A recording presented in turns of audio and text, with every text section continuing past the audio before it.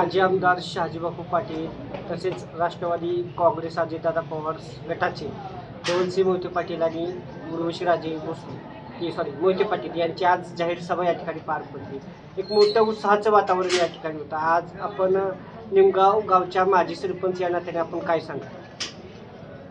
आज शहाजीबापू पाटील तसेच इतर मान्यवरांची सभा अतिशय उत्साहात पार पडली। या सभेवरूनच समजते की या निमगाव गटामध्ये लोकांचा उत्स्फूर्त प्रतिसाद आहे आणि भरघोस मताने आमची तिन्ही उमेदवार निवडून येतील। शहाजीबापूने एक महत्त्वाचं असं एक वक्तव्य केलं की आजची सभा ही खऱ्या अर्थाने विजयाची सभा होते, त्यामुळे हे सीट या ठिकाणी मोठ्या मताधिक्याने निवडून येईल। याचं कारण काय? याचं कारण एकच आहे, तिन्ही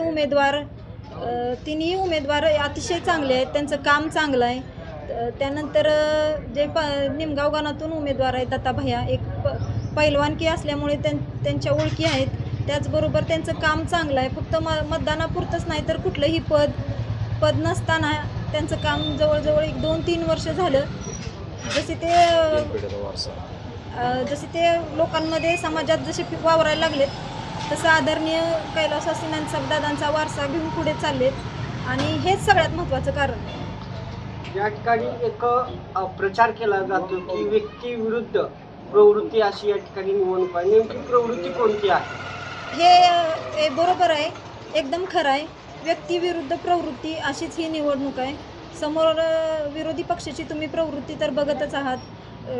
तालुक्याचे भूमिपुत्र आणि ज्यांनी या तालुक्याचं नंदनवन केलं असा मोहिते पाटील परिवार, ज्यांच्यावर पूर्ण तालुक्याचं प्रेम आहे, या परिवारावर अतिशय खालच्या थरावर जाऊन टीका टिप्पणी प्रत्येक निवडणुकीच्या वेळेस होत आहे।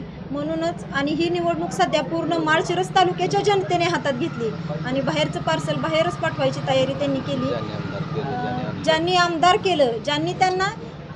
आमदार केलं असे मोहिते पाटील आणि ज्यांनी त्यांना या तालुक्यात आणलं, ज्यांनी त्यांच्या हाताला धरून ज्यांनी या तालुक्यात आणलं, असं नेतृत्व त्यांनी संपवण्याचा प्रयत्न केला। म्हणूनच ही निवडणूक ही व्यक्तीविरुद्ध प्रवृत्ती अशी आहे। आपण राष्ट्रवादी काँग्रेस शरदचंद्र पवार पक्षाच्या महिला तालुका अध्यक्ष आहात, महिलेचा प्रतिसाद कसा मिळतो या तालुक्यात? महिलांचा प्रतिसाद लाडक्या बहिणीमुळे अतिशय शिवसेना या पक्षाला अतिशय उत्स्फूर्तपणे महिलांचा प्रतिसाद आहे। एकनाथ शिंदे साहेबांना लाडक्या बहिणींचा लाडका भाऊ असं म्हणलं जात होतं, पण ते खरंच आहे हे यावेळेस प्रचारात फिरताना आम्हाला समजलं। महिलांचा प्रतिसाद अतिशय चांगला आहे। काल माजी आमदारांची या ठिकाणी सभा झाली, त्या सभेमध्ये अनेक वक्तव्य त्यांनी या ठिकाणी केली की रुपयाचा निधी या तालुक्याला मिळू देणार नाही, जर आमची सीट आली तर 500 कोटी 10 कोटी पाहिजे तेवढा निधी देतो असं वक्तव्य करतात। काय सांगा? त्यांच्या या बोलण्याला कोणी भीक घालणार नाही। आम्ही जो पक्ष सत्तेत आहे आणि सत्तेत ज्या पक्षाची युती आहे त्यांच्यासोबतच आहोत।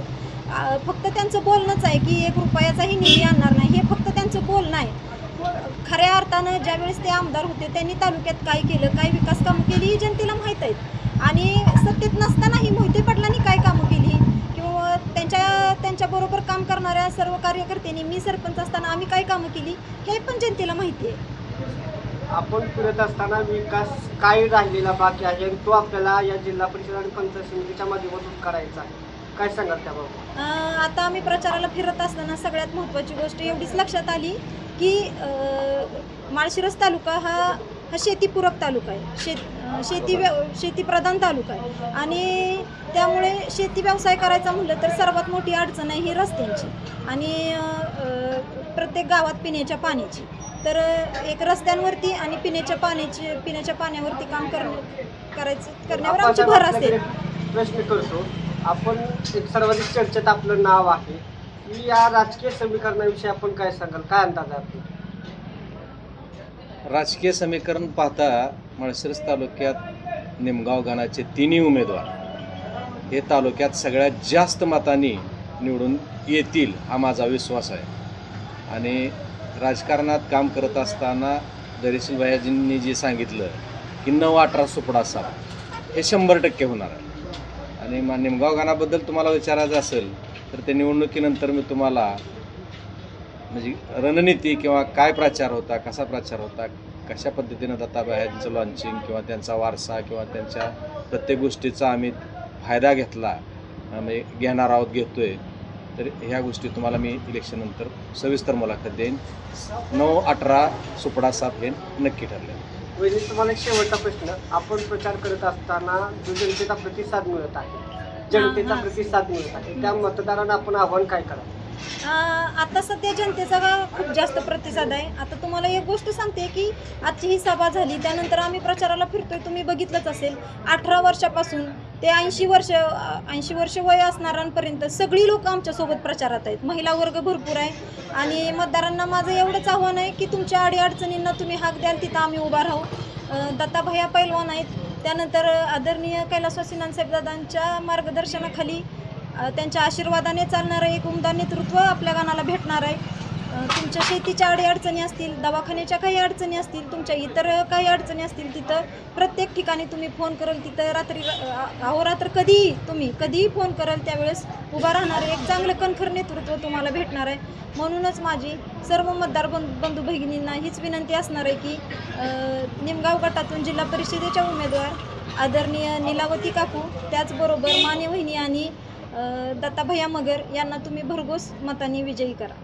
आता आपण सांगितलं की दत्ताभैया मगर हे पैलवान आहे हो. आणि महाराष्ट्रभरमध्ये निमगाव हे कुस्तीचं गाव म्हणून ओळखलं जातं. आता ही मैदानावरची कुस्ती होती, परंतु आता ही राजकीय कुस्ती या ठिकाणी होणार आहे. आपण या कुस्तीकडे कसं बघताय राजकीय? दत्ताभैया पैलवान होते आणि त्यांना हे बाळकडू घरातूनच मिळालेले. आदरणीय मल्ल सम्राट पैलवान रावसाहेब बापा मगर यांच्या आखाड्यात तयार झालेले ते पैलवान आहेत आणि कैलासवासी आदरणीय नानसाहेब दादा मगर यांचा राजकीय वारसा घेऊन ते पुढं चालणारं एक नेतृत्व आहे. धन्यवाद.